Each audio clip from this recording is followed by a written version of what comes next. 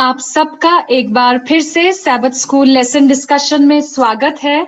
और कितना ही मुबारक मौका है ये कि हम सब अलग अलग जगहों पर होते हुए भी टेक्नोलॉजी के माध्यम से परमेश्वर के नाम के खातिर जुड़े हुए हैं। मुझे वाकई पौलुस का वो कंपैरिजन याद आता है कि हम जो है हम विभिन्न शरीर के अंग हैं, लेकिन हमारा सर जो है वो मसीह है। तो हम मसीह के नाम में, हमारे सर के नाम में अलग अलग तोड़े होते हुए लेकर अलग अलग जगहों से जूम के माध्यम से जुड़े हैं कि परमेश्वर के वचन से अध्ययन कर सके। इससे पहले कि हम अध्ययन में आगे बढ़ें, मैं दरख्वास्त करूंगी पास्टर भट्टी से दुआ में हमारी अगुवाई करें। स्वर्गीय अनुग्रहकारी दयालु पिता परमेश्वर, आज के इस पवित्र सैबत के दिन तेरे पवित्र चरणों में आते हैं और धन्यवाद देते हैं खुदावंद आज के इस सैबत स्कूल की शिक्षा के लिए। प्रभु परमेश्वर, जिसके लिए तेरी बेटी तेरे वचन से इस सैबत स्कूल क्लास को सिखाने जा रहे हैं, प्रभु पवित्र आत्मा की सहायता मांगते हैं प्रभु, क्योंकि सबसे बड़ा शिक्षक तू है प्रभु। आज की शिक्षा मात्र हमारे ज्ञान के लिए ना हो, लेकिन ध्यान के लिए भी होने पाए प्रभु। आज की शिक्षा के माध्यम से हम स्वयं और पूरी क्लास और हमारी तमाम कलीसियाएं आशीषित होने पाए। प्रभु जी, तेरे हाथ में हम सभी समर्पित हो जाते हैं। प्रार्थना यीशु मसीह के नाम से मांगते हैं, आमीन। थैंक यू पास्टर साहब। हम आज अपने चौथे लेसन में हैं और जैसा हम हर बार रिवाइज करते हैं, हम इस साल नए साल के पहले क्वार्टर में यशाया की पुस्तक को स्टडी कर रहे हैं और हम कंफर्ट माय पीपल, जो बहुत खूबसूरत और तसल्लीदायक टाइटल है, इस जमाने और इस जमाने की हालात को लेते हुए भी परमेश्वर का वचन हमारे पास तसल्ली के साथ ही पहुंचा है। और आज हम चौथे पाठ में हैं जिसका टाइटल है कठिन रास्ता, या अंग्रेजी में कहा गया है द हार्ड वे। और इसको अगर मैं जब हम कठिन रास्ता बोलते हैं तो एकदम समझ नहीं आता, तो कल्चरल अगर सांस्कृतिक परिवेश में इसको ढाल के आपको या पृष्ठभूमि में बताऊं तो हम द हार्ड वे इंग्लिश में किसको कहते हैं? कई बार कोई चीज हम किसी को, अपने बच्चों को या अपने संगी साथियों को कोई हम सलाह देते हैं या कुछ समझाते हैं, तो वो हमारी समझाइश को नहीं समझते।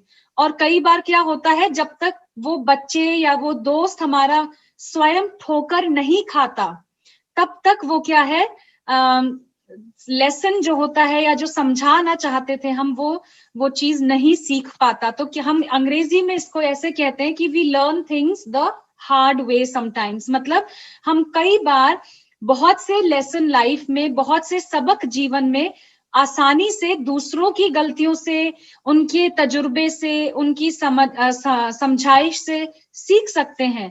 लेकिन क्योंकि हमारी फितरत शायद ऐसी है कि हम कई बार आसान तरीके से नहीं सीखते, we learn the hard way. हम कठिन रास्ते से, हम जब खुद ठोकर खाते हैं, हम तब जो है वो सबक सीख पाते हैं। तो आज का लेसन, जैसा मैंने आपको बैकग्राउंड में समझाया, टाइटल इसीलिए मैंने समझाया क्योंकि आज का लेसन इसी से जुड़ा हुआ है।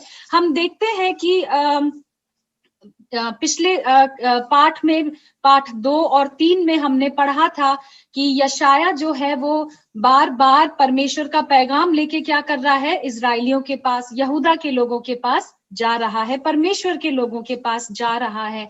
लेकिन परमेश्वर के लोग, और यशाया ही नहीं, अगर हम इजराइल और यहूदा के पूरा इतिहास उठा के देखें, समय समय पर परमेश्वर ने अपने भविष्यवक्ताओं को, अपने मैसेंजर्स और दूतों को इनके पास भेजा था ताकि वो अपने पापों से को दुरुस्त करे, अपने रास्ते को ठीक करे और अपना रिश्ता परमेश्वर के साथ सही करें। लेकिन हम देखते हैं ऐसा नहीं हुआ। और इसीलिए हम यहाँ पर भी देखते हैं कि जब आहाज राजा है और उसको इजराइल और सीरिया ने जब उसको घेर लिया है, तो परमेश्वर का जो वचन है वो उसके पास जाता है और परमेश्वर उसको कहता है कि तू इनसे मत डर और तू अपना रास्ता ठीक कर और तू मेरे पास लौट आ और मैं क्या करूंगा, मैं तुझे इन सब बातों से बचाऊंगा, तुझे इनसे घबराने की जरूरत नहीं है। हम देखते हैं कि ये जो भविष्यवाणी चैप्टर 7 में आज जो हम पढ़ेंगे, वहां पर परमेश्वर जो है वो यशाया को राजा के पास, आहाज के पास भेजता है और हम इस भविष्यवाणी को परमेश्वर जो है वो बताता है कि तू घबरा मत, क्योंकि क्या होगा, ये लोग जो है तेरा जो लैंड है या तेरा जो किंगडम है वो तबाह तो होगा, लेकिन क्या होगा, उसमें से भी मैं कुछ लोगों को बचाकर रखूंगा। और परमेश्वर जो है वो आने वाले जो इवेंट्स हैं, ऐतिहासिक इवेंट्स, उनको क्या करता है, अनफोल्ड करता है। और हम देखते हैं ये करीबन 734 बीसी में यशाया ने ये भविष्यवाणी जो है आहाज के पास जाके करी थी और अगले 2-3 सालों में ही ये भविष्यवाणियां क्या होती हैं, फुलफिल हो जाती हैं।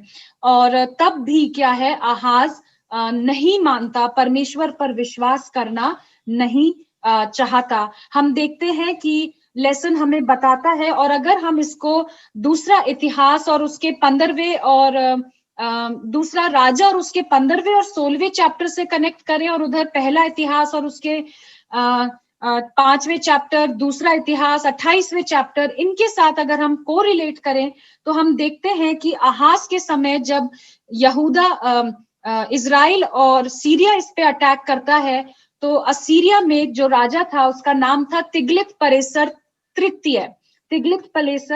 तृतीय या थर्ड। और राजा जो है इससे मदद मांगता है, परमेश्वर से ना मदद मांग के, परमेश्वर का दूत उसके पास गया है, परमेश्वर उससे कह रहा है कि तू मेरी गारंटी को एक तरह से सील करने के लिए मुझसे एक चिन्ह मांग, मैं तुझे चिन्ह भी दिखाने को तैयार हूं। लेकिन ये राजा क्या करता है, आहाज, परमेश्वर पर विश्वास ना करके तिग्लत-पिलेसर तृतीय को एक चिट्ठी भेजता है, उसको कहता है मुझे अपना बेटा मान और मेरी मदद कर। और परमेश्वर बहुत क्लियरली आहाज को ये भी बता देता है कि अगर तू इससे मदद मांगेगा तो ये भी तेरे विनाश का कारण होगा, क्योंकि आगे जाके यही राजा जिससे तू आज मदद मांग रहा है, ये तेरा रक्षक बन के बाद में क्या बनेगा, तेरा भक्षक बन जाएगा और तुझे तबाह कर देगा। और जैसा मैंने आपको बताया 734 बीसी में ये हुआ और 732 और 31 बीसी तक, विद इन 2 years ये जो भविष्यवाणी थी ये सत्य हुई। और हम देखते हैं कि तिग्लत-पिलेसर पहले इजराइल और को आके तबाह कर देता है। हाँ, पूरी 10 ट्राइब्स जो हैं वो इजराइल की तितर बितर हो जाती हैं। हम पिछले लेसन में ये भी सीख चुके हैं कि कैसे ये लोगों को छितरा देते थे ताकि ये कभी फिर वापस एकजुट ना हो सकें।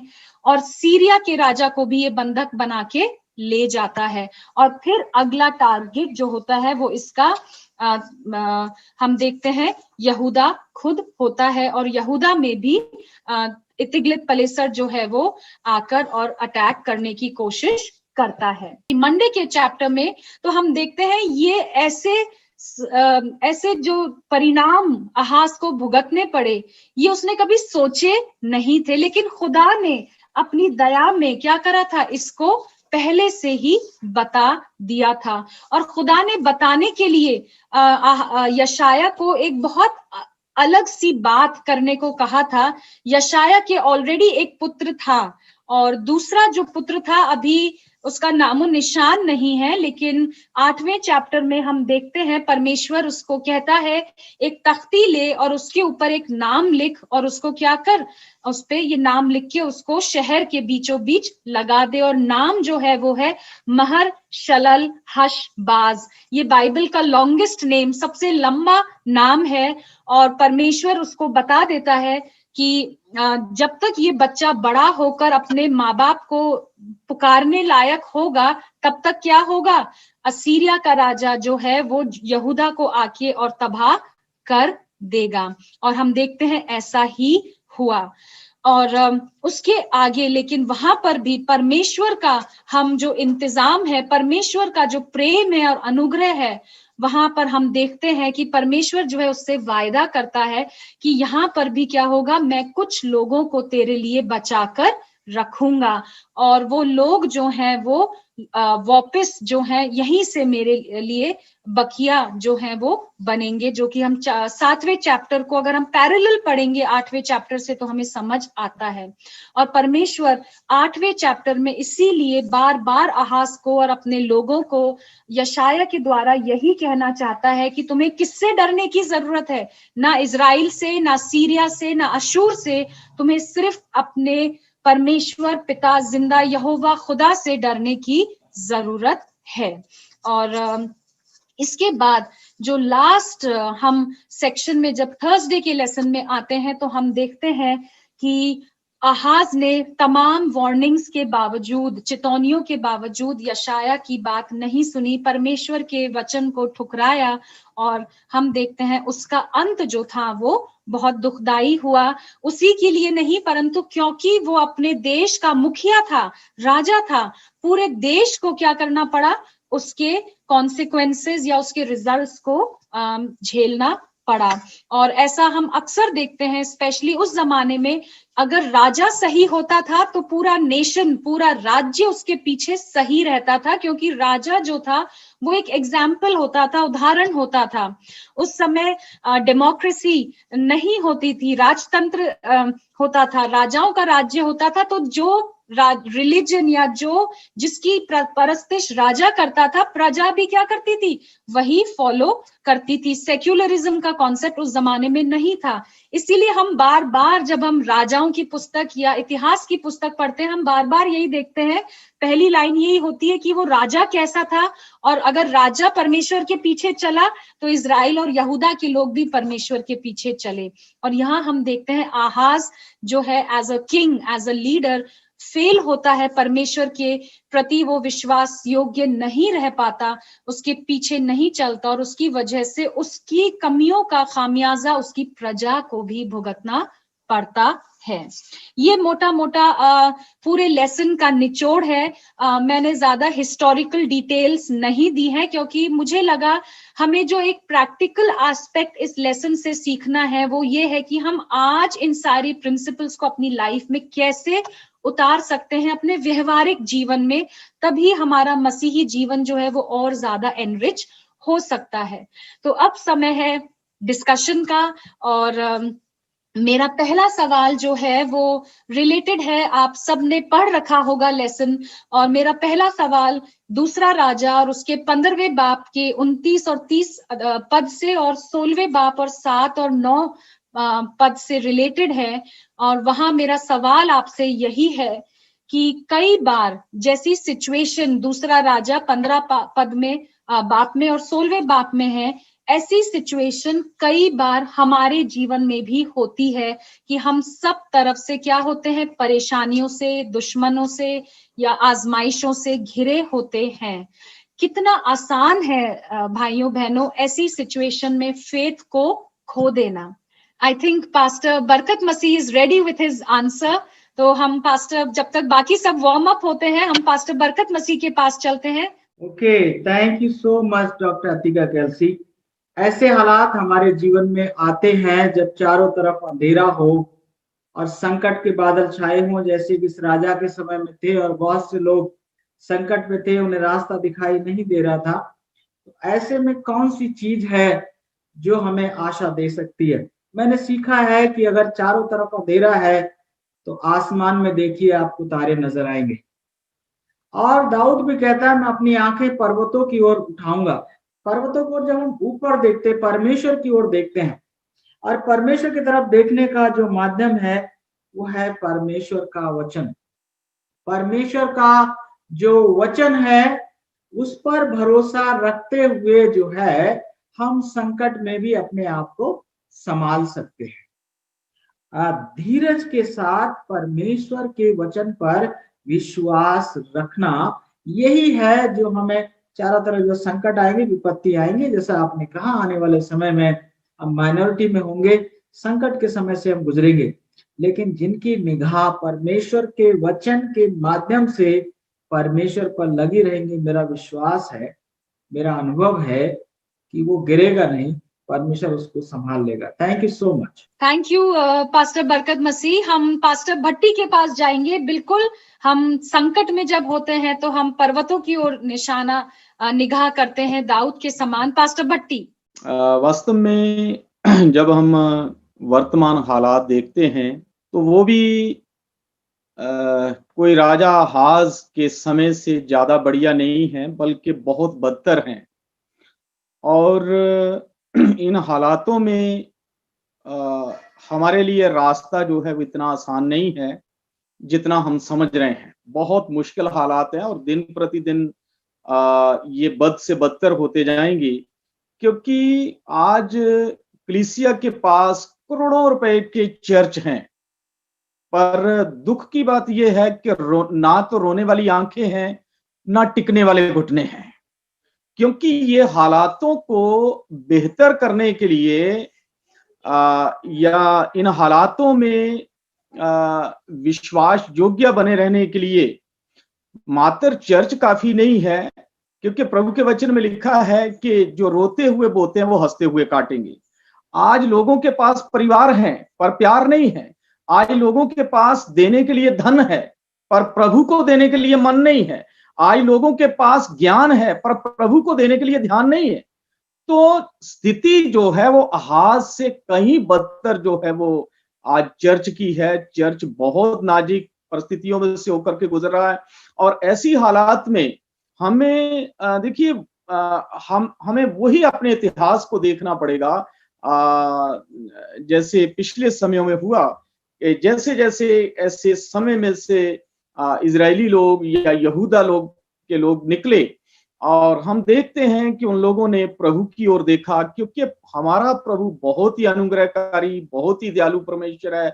आप चाहे सदोम और अमोरा के बारे में देख लें, उनके पाप की वजह से कैसे वो शहर बर्बाद हो गए। लेकिन दूसरी तरफ आप निनवा को देख सकते हैं, जब वो लोग उस समाचार को, योना के बात को सुनकर के वो घुटनों के बल आते हैं, वो उपवास प्रार्थना करते हैं और प्रभु अपनी इच्छा को बदल देता है।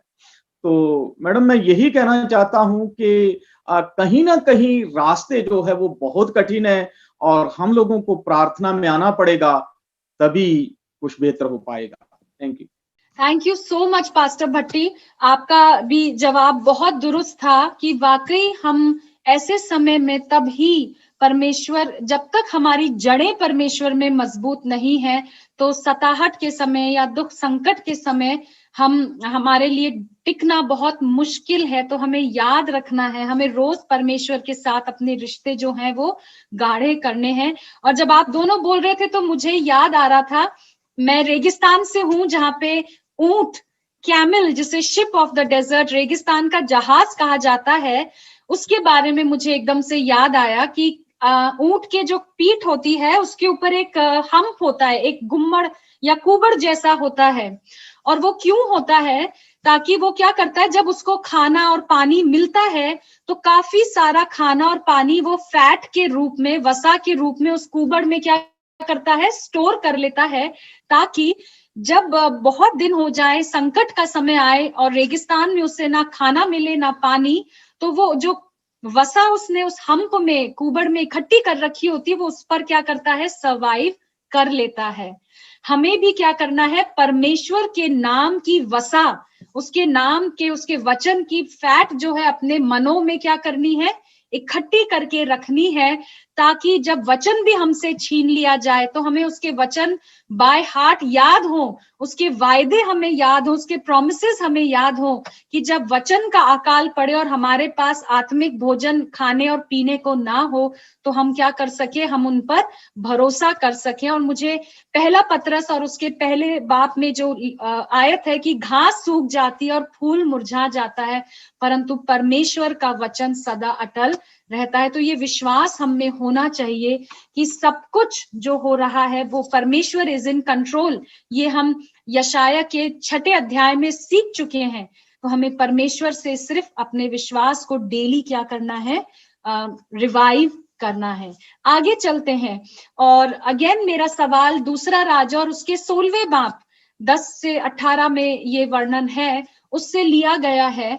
और मेरा सवाल आपसे यही है, और ये वो सिचुएशन है, जल्दी से रिकैप कर रही हूँ, कि यहूदा को इजराइल और सीरिया ने मिलकर क्या कर लिया है, घेराबंदी कर ली है और वो उसके ऊपर अटैक करने जा रहे हैं। और आहाज जो है वो अपने दूत भेजता है आराम के, असीरिया के राजा के पास। मेरा सवाल आप सबसे ये है, क्यों इतना आसान होता है हमारे लिए कि हम मनुष्यों पर, जो हमारी तरह ही पापी हैं और लिमिटेड रिसोर्सेज वाले हैं, हम उन पर इतनी जल्दी क्यों भरोसा करते हैं? हम क्यों नहीं सबसे पहले हमारे जिंदा और जलाली परमेश्वर के पास दुख तकलीफ संकट में जाते हैं? मंटू, आप मुझे बिल्कुल तैयार दिख रहे हैं जवाब के साथ, तो पहले आपसे रिस्पांस लेते हैं और फिर पास्टर जेपी मैसी के साथ जाएंगे। भाई मंटू। जी, हम देख रहे हैं यहाँ पे कि आहाज जो है उस राजा के ऊपर बहुत जल्दी भरोसा करता है, विश्वास करता है। लेकिन आज अगर हम खुद की देखें, सो एक इंसान जस्ट एक्सपीरियंस में शेयर करूंगा, जब हमें कोई चीज की कमी होती है तो सेम हम भी सबसे पहले उसी के पास जाते हैं, अपने रिलेटिव के पास जाते हैं कि उससे कुछ मिले। और जब उससे नहीं मिलता है तो अपने फ्रेंड के पास जाते हैं, फिर जो है उससे मांगने की कोशिश करते हैं। और उससे जब नहीं मिलता है तो लास्ट में जो सबसे क्लोज जो हमारे मम्मी पापा हैं उसके पास जाते हैं कि मम्मी मुझे ये चीज चाहिए। और जब मम्मी से भी नहीं मिलता है, लास्ट में हम जो है खुदा के पास जाते हैं कि खुदा मुझे ये चीज चाहिए। तो और फिर जो है हम खुदा से दुआ करते हैं और मिलता भी है। सो मेरा कहने का मतलब ये है कि अगर हम सबसे पहले खुदा के पास जाएं, अगर खुदा पे भरोसा रखें और खुदा से मांगे तो खुदा देगा। अगर आहाज जो खुदा पे भरोसा रखता और खुदा से के पास जाता तो उसे उतना कठिनाइयों का सामना न करना पड़ता। Thank you so much Mantu, आपके रिस्पांस के लिए। बहुत सही आपने प्रैक्टिकल जवाब दिया कि हम पहले इधर उधर ताकते हैं, जहां हमें सबसे पहले जाना चाहिए वहां हम, जब सारे दुनियावी रास्ते बंद हो जाते हैं तब हम वहां जाते हैं। पास्टर मैसी। जो हमने अभी प्रश्न आपने रखा है, इसमें हमने सोचा और इस बात को जाना कि हम यहाँ पर वचन में से एक वचन को पढ़ सकते हैं और वो मिलेगा दूसरा राजा 4 अध्याय में। वहां पर एक स्त्री है जिसका वर्णन किया गया है कि उसका पति जो है परमेश्वर का याजक था और वो कंगाल हो गई थी क्योंकि उसके पति का जो कर्जा था उसको काटने में वो कामयाब नहीं थी। ऐसी स्थिति में वो अकाल की स्थिति में थी, परेशानी में थी, क्योंकि उसके पुत्रों को वो ले जाना चाहता था। ऐसे स्थिति में वो स्त्री जो थी कहाँ गई? किसी साहूकार के पास नहीं गई और किसी अच्छे धनवान के पास नहीं गई, और वो ऐसी कठिन परिस्थिति में थी कि वो चाहती तो भटक सकती थी, लेकिन वो कहाँ गई? परमेश्वर के दास एलीशा के पास। और वहां पर 2 बार लिखा है कि उसने परमेश्वर के दास एलीशा से पूछा कि मुझे क्या करना चाहिए। तो परमेश्वर के दास ने उसे जो बताया उसने उस वचन के अनुसार किया और इससे उसकी कंगाली में, उसकी गरीबी में बहुत बड़ी आशीष मिली। हम देखते हैं कि आहाज राजा जो है ये परमेश्वर से भटक जाता है और परमेश्वर को छोड़कर, जीवित परमेश्वर को छोड़कर ये असूरियों के देवताओं के पास गया, जो कि उन देवताओं ने उन लोगों को, उसने देखा कि उन लोगों की उन्होंने बचाव किया था, लेकिन यहाँ पर ये राजा भटक गया। और कई बार ऐसा होता है कि हम लोग के पास जब समस्याएं आती हैं तो हम भटक सकते हैं, परंतु अकॉर्डिंग टू द बाइबल परमेश्वर के वचन के ऊपर निर्भर रहने से और परमेश्वर के ऊपर संपूर्ण भरोसा रखने से हम ऐसी स्थिति का मुकाबला कर सकते हैं, अगर हम पूरी रीति से परमेश्वर के प्रति वफादार रहें और उसके ऊपर निर्भर हो जाएं। Thank you pastor Massey. Pastor David भी हाथ उठा रहे हैं। बिल्कुल, जरूर। डॉक्टर केल्सी, आपने बहुत अच्छी तरीके से जो है अभी आहाज राजा के बारे में बहुत अच्छा बताया। और आहाज जो है सीरिया के राजा पर भरोसा करता है, और जबकि उसको जो है जलाली खुदा और जिंदा परमेश्वर पर विश्वास करना चाहिए था। मैं बाइबल में से दूसरा कुरिन्थियों का 4 बाब की 18 में पढ़ता हूँ, जो मेरे और हम सब के लिए एक बहुत बेहतरी है। इसमें लिखा कि हम तो देखी हुई वस्तुओं को नहीं परंतु अनदेखी वस्तुओं को देखते हैं, क्योंकि देखी हुई वस्तु थोड़े दिन की है। आहाज राजा ने जो देखी हुई वस्तु थी उस पर ज्यादा विश्वास किया, परंतु लिखा है कि अनदेखी वस्तुओं पर हमें जो है विश्वास करना चाहिए, जो प्रभु यीशु मसीह है, और प्रभु यीशु मसीह अनुग्रहकारी है, वही हमें बचाने वाला है। मेरा रिस्पांस बहुत संक्षिप्त है। डॉक्टर अतिका, हम जिसको जानते हैं संकट में उसी के पास जाते हैं। जो परमेश्वर को जानते हैं वो परमेश्वर के पास जाएंगे, जो परमेश्वर को नहीं जानते हैं वो उनके पास जाएंगे जिन्हें वो जानते हैं। ये मेरा सोचना है। Thank you so much. बहुत ही आशीष भरा आपका रिस्पॉन्स था। वाकई आहाज राजा परमेश्वर को नहीं जानता था और इसीलिए क्या हुआ, वो परमेश्वर के पास नहीं गया। मंटू भाई ने भी यही हमें बताया कि जो हमारे सबसे करीब होता है हम सबसे पहले उसके पास जाते हैं। क्यों ना हम परमेश्वर को अपना सबसे करीबी सबसे पहले बनाएं, क्योंकि हम देखते हैं आहाज जो है वो कहाँ जाता है, वो उस राजा के पास जाता है। फिर हमने कल के परसों के लेसन में भी सीखा था, समझा था कि असीरियंस जो थे वो युद्ध के देवताओं की पूजा करते थे। तो आहाज जब वहां उससे मिलने जाता है तो वो वहां उसके देवता की वेदी देखता है और वो वैसी ही वेदी क्या करता है, अपने याजक को कहता है और अपने याजक से वैसी वेदी बनवा कर परमेश्वर की वेदी को हटवा कर उसके देवताओं को क्या करता है, धूप जलाता है। और हम अगर इतिहास और राजाओं की पुस्तक देखें तो हम वहां देखते हैं कि कितने अपने रास्ते से अपने रिश्ते से परमेश्वर के साथ जो था वो इतना भटक गया कि पहले तो उसने परमेश्वर की मदद को ठुकराया, फिर उसने मूर्ति पूजा शुरू करी और अंत में वो कहाँ तक गिर गया, भूत सिद्धि तक जो था वो पहुंच गया, प्रेत आत्माओं तक वो पहुंच गया। और कॉन्ट्रास्ट में अगर हम आहाज का ही पुत्र, हम शायद लेसन में आगे जा रहे हैं लेकिन एक एग्जाम्पल के लिए, क्योंकि पास्टर मैसी ने उस औरत का एग्जाम्पल दिया, अगर आहाज के पुत्र हिजकिया को हम लें तो जब हिजकिया के सामने सेना करीब की सेना उसको आके ललकारती और सेना करीब उसको क्या कहता है, कौन सा ऐसा देवता है जो तुम्हें मेरे हाथ से छुड़ा सकता है। और उसी का पुत्र देखिए हिजकिया क्या करता है, वो चिट्ठी ले जाके और परमेश्वर की वेदी के सामने, परमेश्वर के भवन के सामने रख देता है।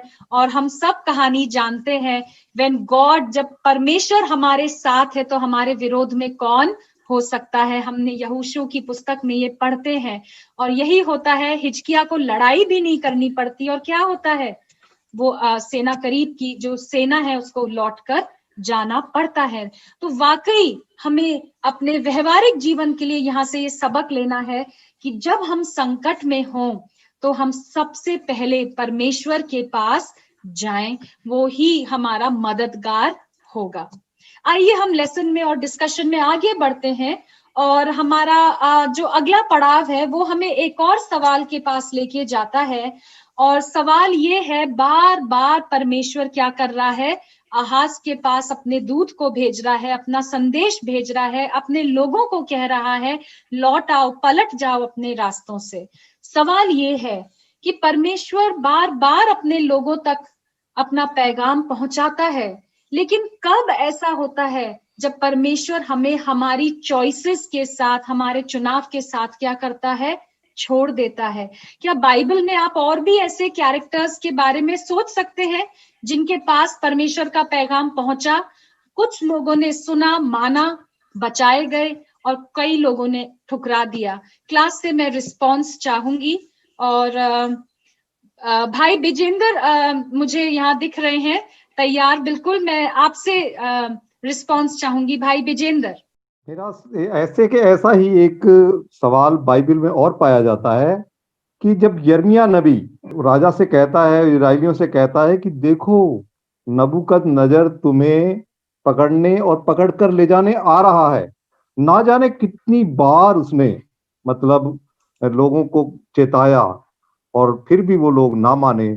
और एक समय जब आ गया कि राजा नबूकदनेस्सर आया और इजराइलियों को बंदी बनाकर बाबुल ले गया। तो क्या है कि हम लोग भी ऐसे ही हैं, हम भी बार बार गलतियां करते हैं, बार बार गलतियां करते हैं, गलती पे गलती करते हैं हमेशा। हमको भी चाहिए कि हम, अगर हमारे पर भी ऐसा समय आए तो परमेश्वर के पास जाएं, अपने खुदा के पास जाएं, और जो भी हमें वहां से मिले प्रभु का वचन, हम उसके अनुसार अपने जीवन को चलाने का प्रयत्न करें और परमेश्वर की माने, क्योंकि परमेश्वर की आज्ञाएं और परमेश्वर की प्रतिज्ञाएं सच हैं और हमेशा अटल रहेंगी। थैंक यू विजेंद्र भाई। हम पास्टर वीर सिंह के पास चलते हैं, और वो भी उत्तर के साथ मुझे बिल्कुल तैयार दिख रहे हैं। कब ऐसा होता है जब परमेश्वर हमें हमारे चुनाव के साथ छोड़ देता है? Thank you doctor Atika. देखते हैं कि परमेश्वर ने जब बागे अदन में आदम हव्वा को रखा तो वहां पर उनको जो है पावर ऑफ चॉइस दे दी थी, और उसके बाद वो गुनाह में गिर गए, शैतान की बात को उन्होंने मान लिया। तो कई बार ऐसा होता है कि हम परमेश्वर की बात को भूल जाते हैं और उसके बाद हमारे ऊपर विपत्तियां आनी शुरू हो जाती हैं। और इसलिए जो है यशाया की किताब में हम देखते हैं कि यशाया नबी कहते हैं कि व्यवस्था और चेतावनी की ही चर्चा किया करो, यदि वे लोग इन वचनों के अनुसार न बोले तो निश्चय उनके लिए पौ न फटेगी।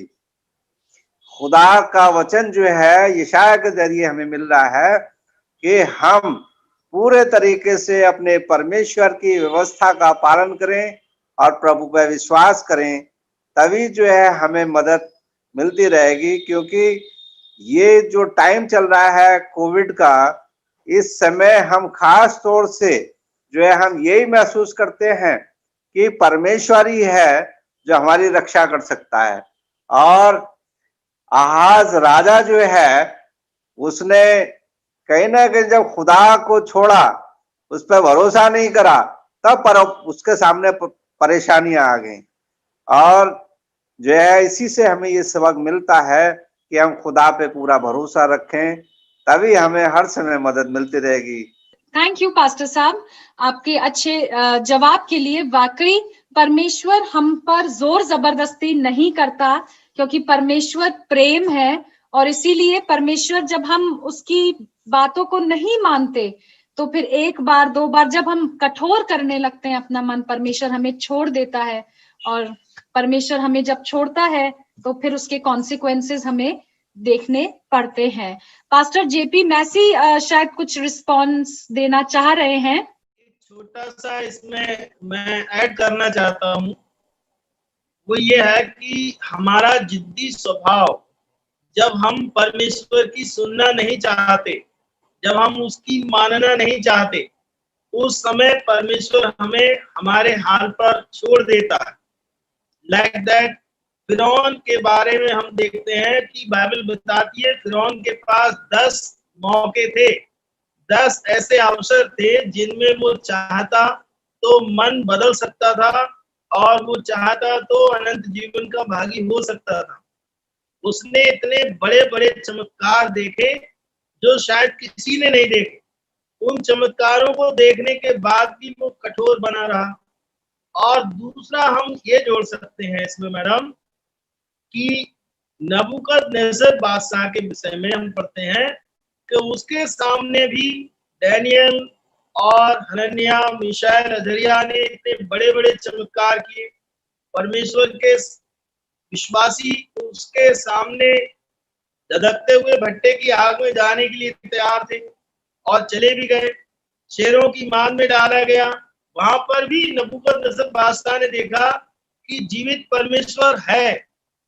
हम डैनियल की पुस्तक में पढ़ते हैं कि बार बार उसने स्वीकार भी किया कि इनका परमेश्वर जीवित परमेश्वर है, लेकिन इसके बावजूद नबूकदनेस्सर ने क्या विश्वास किया? तो ऐसे जिद्दी स्वभाव के कई एक कैरेक्टर मिलेंगे बाइबल में जो जिनको परमेश्वर ने मौके दिए, लेकिन उन्होंने उसको एक्सेप्ट नहीं किया और इसलिए उनको उनके हाल पर परमेश्वर ने छोड़ दिया। बहुत आपने दुरुस्त कहा कि जब हमारा जिद्दी स्वभाव होता है तो परमेश्वर हमें हमारे हाल पे छोड़ देता है।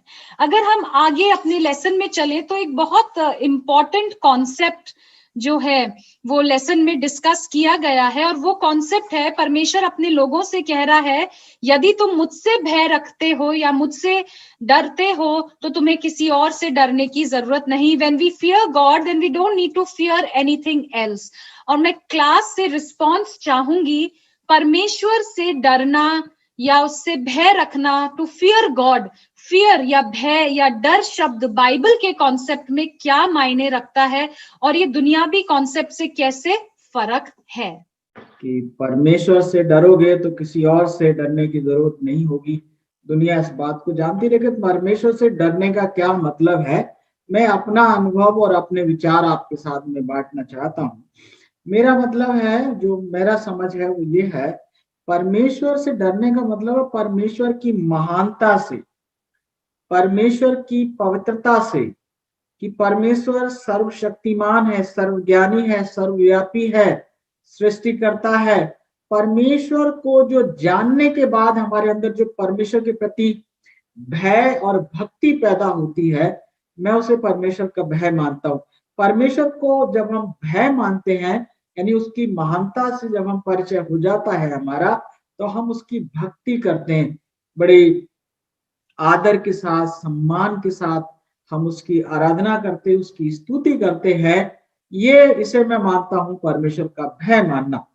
और जब हम परमेश्वर की आराधना स्तुति करते हैं, उसकी महानता से परिचित होने के बाद, फिर हमें दुनिया में किसी और से डरने की जरूरत है ही नहीं, किसी और की भय और भक्ति करने की जरूरत नहीं। ये मेरा मानना है, ये मेरा सोच।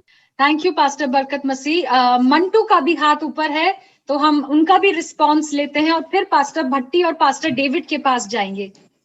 हम जो है बाइबल में देखते हैं कि बहुत जगह जो है, काफी जगह फियर, डर के बारे में लिखा हुआ है कि फियर टू द लॉर्ड, कि यहोवा का भय रखो, भय रखो। सो अगर मैं इसका जो है उदाहरण से मैं आंसर देने की कोशिश करूंगा। अगर हम उत्पत्ति अगर 22 और उसके 12 में पढ़े, उत्पत्ति 22 अध्याय और उसके 12 पद में, तो यहाँ पे जो है अब्राहम जो अपने बेटे को बलि करता है, सो बलि देने के कोशिश में करता है, तो उसी समय जो है परमेश्वर उससे कहता है कि अब्राहम, मैं जान गया हूं कि तू परमेश्वर का भय मानता है। और अगर हम देखेंगे तो अब्राहम परमेश्वर का भय उस समय उसने ओबे किया था, परमेश्वर की आज्ञाओं को माना था। सो भय का मतलब है ओबे, फियर का मतलब है ओबे। सो जहां भी बाइबल में, मेरा ये थॉट है कि जहां भी बाइबल में अगर फियर है मीन्स ओबे, कि जहां पे अगर भय है वहां पे परमेश्वर की आज्ञाओं को, परमेश्वर की बातों को मानो। थैंक यू भाई मंटू, बहुत अच्छा आपका विचार कि भय का मतलब है ओबे।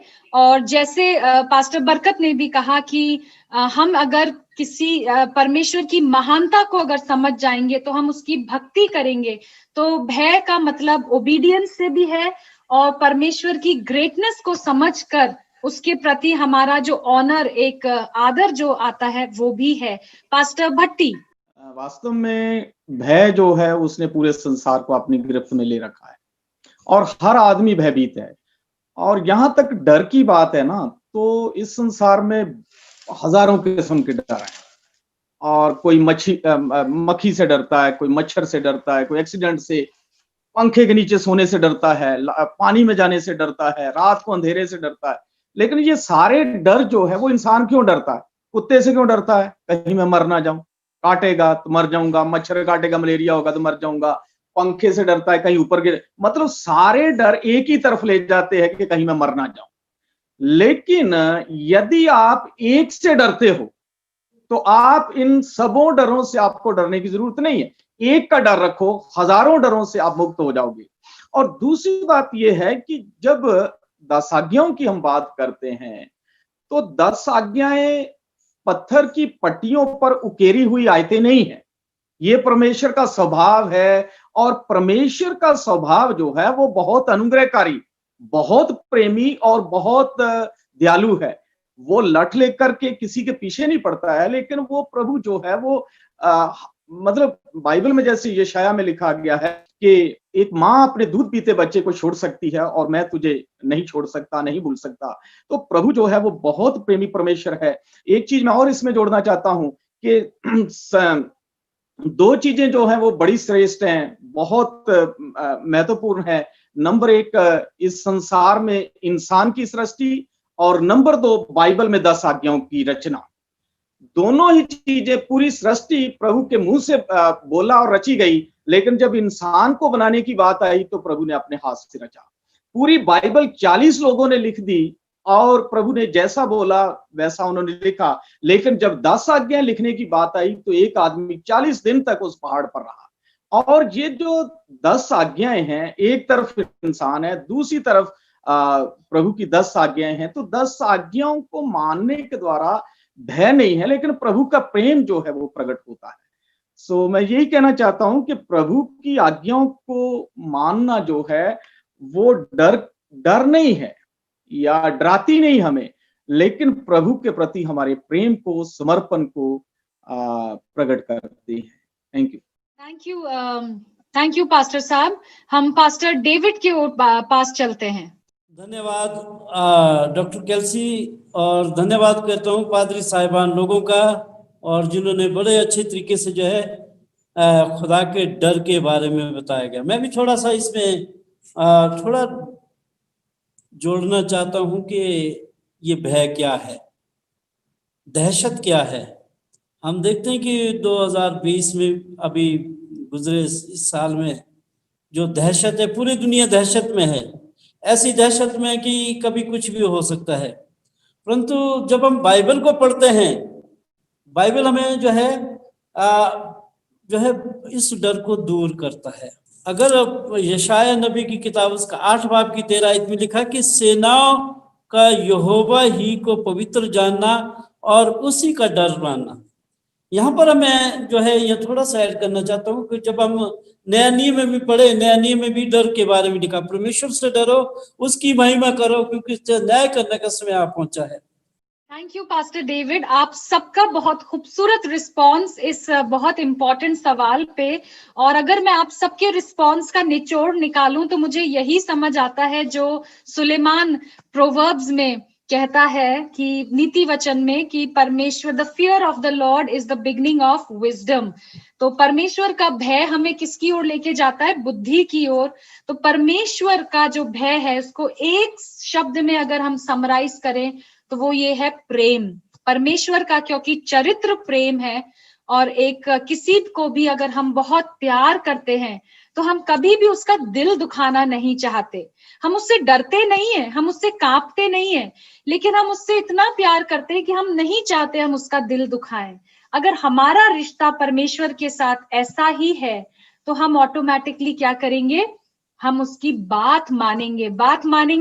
तो जैसे पास्टर डेविड और पास्टर मैसी और पास्टर भट्टी ने बहुत अच्छी तरह से बोला, जब हम उसकी बात मानेंगे यानी हम उसका भय मान रहे हैं और हम अनंत जीवन की ओर जा रहे हैं, तो हमें और बाकी दुनिया के जो नेगेटिव भय हैं, जो हमें मृत्यु के डर से सताते हैं, उनसे हमें डर खाने की जरूरत नहीं होती। तो परमेश्वर का भय मानना अर्थात उससे प्रेम करना, और इतना प्रेम करना कि हम उसकी बातों पर चले, क्योंकि यही अंत के दिनों में भी क्या होगा?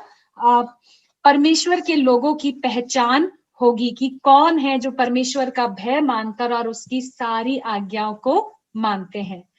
आखिरी सवाल जो आज के डिस्कशन का मैं आपके सामने रख रही हूं, वो भी एक बहुत प्रैक्टिकल सवाल है और जरूरी है कि एज क्रिश्चियंस, मसीही होने के नाते हम इसको एड्रेस करें। आज अगर हम चारों ओर देखें, हम आज भी प्रेत आत्मावाद से, भूत सिद्धि से, दुष्ट आत्माओं से, शैतानी शक्तियों से, जादू टोने से घिरे हुए हैं। चाहे आप कोई टीवी सीरियल उठा के देख लें, कोई नेट की सीरीज उठा के देख लें, किताबें उठा के देख लें। मैं हैरी पॉटर का एग्जाम्पल देना चाहूंगी। सबसे पॉपुलर किताब है आज वो बच्चों के बीच में, लेकिन क्या है वो पूरी किताब और सारा जो जाल है उसका वो प्रेत आत्मावाद के ऊपर आधारित है।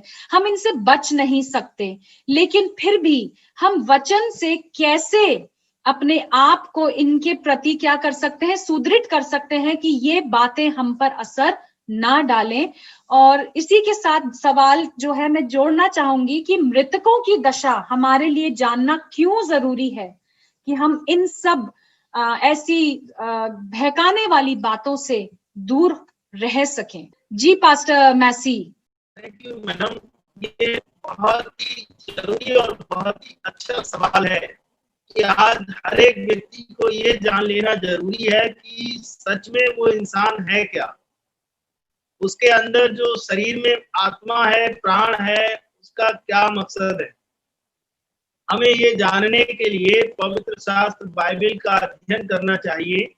और बाइबल इसके विषय में बताती है कि जब सबसे पहला इंसान बनाया गया वो आदम था और परमेश्वर ने उसको भूमि की मिट्टी से बनाया और उसके नाक में, उसके नथनों के अंदर अपनी श्वास को फूंक दिया और फिर वो इंसान जो है आदम जीवित प्राणी बन गया।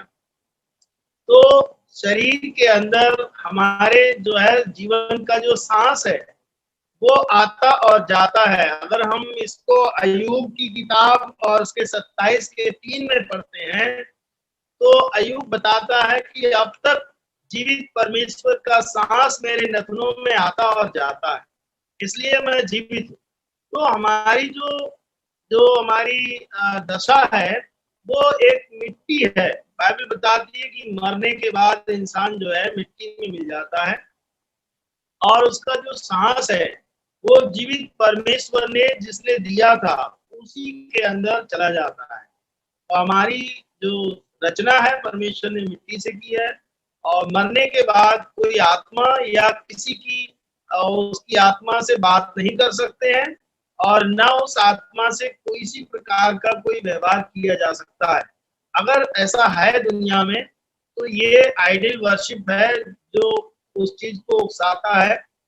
यदि हम कब्रों पर जाएं या हम अगरबत्ती धूपबत्ती मृतकों के लिए लगाते हैं और हम उनकी आत्माओं में विश्वास करते हैं तो ये प्रेत आत्मावाद के लिए जो है उत्साहित करता है।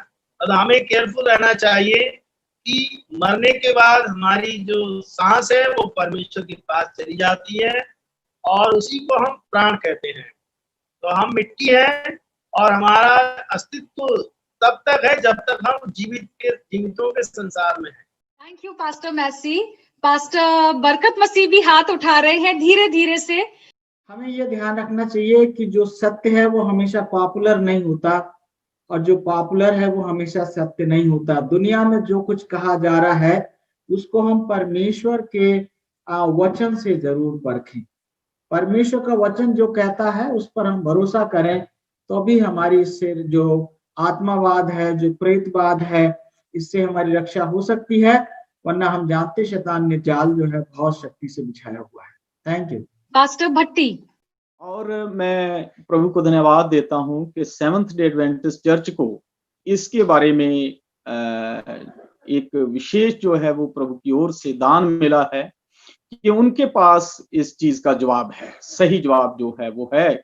लेकिन दुख की बात यह है कि हम इस पर ज्यादा बातचीत नहीं करते हैं जबकि इस पे बात करनी चाहिए। तो मैं ये चीज जब आप बोल रहे थे डॉक्टर अतिका कि आज ज्यादातर हमारे बच्चे भी जो हैं वो इन चीजों की ओर आकर्षित होते हैं और जब हम ये प्रेतात्मावाद की बात करते हैं तो मैं कहना चाहता हूं कि यहाँ पर हम जो लीडर लोग एडवेंटिस्ट लोग, उन लोगों की बड़ी जिम्मेदारी है कि ये सच्चाई लोगों को बताएं, क्योंकि दुख इस बात का है कि इस सच्चाई से जो अन्य जाति लोग हैं वो तो गुमराह हैं ही, लेकिन बहुत सारे मसीह लोग जो हैं, मैं सोचता हूँ एडवेंटिस्ट लोगों को छोड़ करके ज्यादातर लोग जो हैं वो इस सच्चाई से वाकिफ नहीं है। या उसी में वो उस झूठ में, शैतान के जाल में फंसे हुए हैं।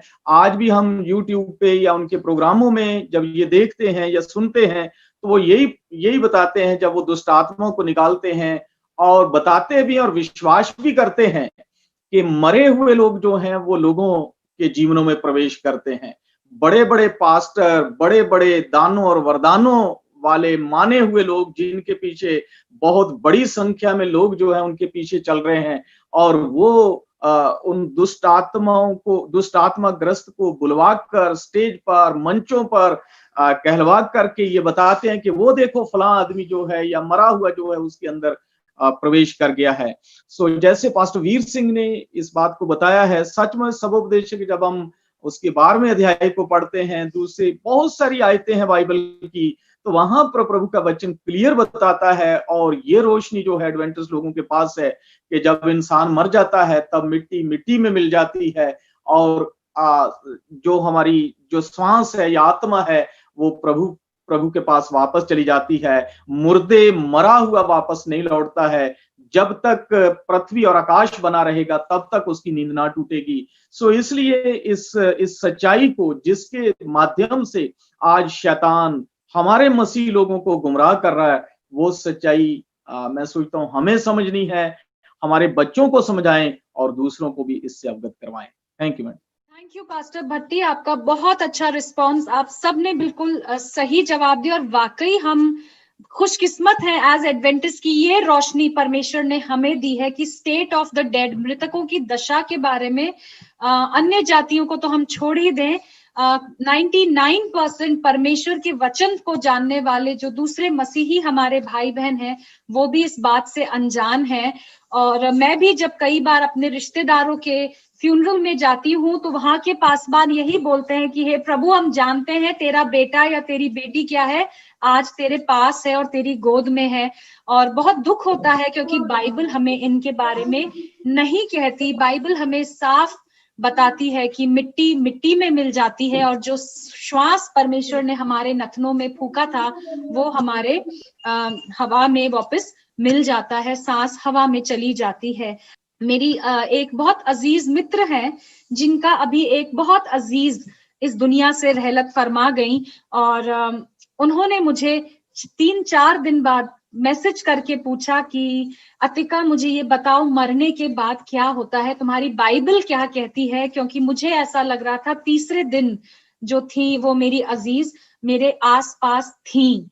और फिर मैंने उनको बाइबल से समझाया और उनको काफी शांति मिली। उनका दिल तो टूटा कि नहीं ऐसा कुछ नहीं होता, लेकिन उनको एक डिसाइसिव शांति मिली कि नहीं, अब जो मेरी अजीज मुझे छोड़ के चली गई हैं वो इस दुनिया से जा चुकी है और उन्हें अब कुछ भी नहीं पता। बहुत जरूरी है हम ये तथ्य दूसरों के साथ शेयर करें, क्योंकि हमारा जो ये लॉस का टाइम होता है, मृत्यु के कारण जो हमारे जीवन में लॉस आता है, वो बहुत डिप्रेसिंग और बहुत नाजुक मोड़ होता है हमारे जीवन में। और शैतान एग्जैक्टली तभी हम पर अटैक करता है कि हम इधर उधर बेकार की बातों में, शैतानी बातों में फंस जाएं और परमेश्वर के वचन से क्या हो, डिस्ट्रैक्ट हो जाएं। आज के लेसन में अगर हम पूरे लेसन को समराइज करके एक जो टेक अवे हम एज लीडर्स, हम सब अपनी अपनी कलीसियाओं में किसी ना किसी पद पर लीडर हैं, जो एक टेक अवे लेसन हम लेके जाएंगे वो यही है कि मुखिया होने के नाते आहाज के एग्जाम्पल से हम ये सीखें कि कई बार हमारी कमियों की वजह से हमारे परिवार, हमारा समुदाय, हमारा फ्रेंड सर्कल क्या करता है, सफर करता है। तो हमारे ऊपर अगुवे होने के कारण और भी बहुत रिस्पॉन्सिबिलिटी आ जाती है, क्योंकि यशाया में ही अभी किसी ने पढ़ा था कि परमेश्वर का वचन कहता है जो इस वचन के अनुसार ना बोले उनके ऊपर निश्चय पौ ना फटेगी। तो भाइयों बहनों, आइए आप और मैं एक दूसरे का एनकरेजमेंट बने, एक दूसरे को संभालें और परमेश्वर के वचन से अपने लिए रोज खुराक लें, ताकि हम अगुवे होकर अपने जीवन को परमेश्वर के साथ सही रख सकें और हम दूसरों तक भी परमेश्वर की रोशनी को लौटाएं। कहीं ऐसा ना हो हम आहाज की तरह अगुवे होते हुए भी हमारा पतन हो और हमारे कारण हमारे आसपास के लोगों का भी पतन हो। आप सबने बहुत अच्छा कंट्रीब्यूट किया, बहुत अच्छा पार्टिसिपेट किया। मैं आप सबका धन्यवाद करती हूँ और अंत में मैं चाहूंगी पास्टर डेविड हमारे लिए प्रार्थना करें और प्रार्थना के साथ हम आज का डिस्कशन। आसमान और ज़मीन के खालिक और मालिक परवरदिगार सर्वशक्तिमान दया के सागर, तू महान प्रभु परमेश्वर है, स्वर्ग पर विराजमान है। आज अच्छे सैबत स्कूल के लिए प्रभु परमेश्वर, जबकि हमने तेरे वचन में से पढ़ा और सुना सीखा है, क्योंकि तू हमारा सर्वशक्तिमान और दया का सागर है। प्रभु परमेश्वर, प्रभु यशाया नबी की मार्फत हमें बताया गया कि हम तेरी बाट जो है और यहोवा की ही बाट जोते रहे। प्रभु परमेश्वर, तूने अपने लोगों के लिए चिन्ह दिया। हम जानते हैं कि तेरे जो चुनिंदा कौम थी उन्होंने उस चिन्ह को इनकार किया। प्रभु परमेश्वर, तूने अपने लोगों को चुना है ताकि वो तेरे वचन को माने और तेरी आज्ञाओं को माने। प्रभु परमेश्वर, हम जानते हैं कि जब हम इस आखिरी समय में रहते हैं, हमारे साथ हो, हमारी मदद और सहायता कर। तू ही हमारा परमेश्वर है, सर्वशक्तिमान है, दया का सागर है, और तूने अब तक हमको जिंदों की ज़मीन में खुश और खैरी से रखा। प्रार्थना करते हैं प्रभु परमेश्वर, जो तेरे वचन को तेरे लोगों ने तेरे बंदों के ज़रिए से प्रभु परमेश्वर आज ये वचन मीडिया के ज़रिए से और जूम के ज़रिए से हमने वाद विवाद किया। प्रभु, जब ये प्रभु लोग सुनेंगे, प्रभु तुमको आशीष देना, हर एक के साथ होना, हर एक की निभानी पास करना। तू हमारा परमेश्वर है, पराक्रमी परमेश्वर है, अद्भुत युक्ति वाला परमेश्वर है और शांति का राजकुमार है। मेहरबान परमेश्वर, हम सब के साथ होना, हमारी मदद और सहायता करना। हमसे भूल चूक हुई है प्रभु परमेश्वर, तू उन्हें माफ़ कर। मेहरबान परमेश्वर, हम तेरा लाख लाख धन्यवाद करते हैं। तूने हमको सैबत का दिन दिया ताकि हम अच्छे दिन को देख सकते हैं और अच्छे दिन में तेरी आराधना, तेरी स्तुति, तेरी महिमा कर सकते हैं। छोटी सी प्रार्थना को सुन और कबूल कर, प्रभु यीशु मसीह के नाम से मांगते हैं, आमीन।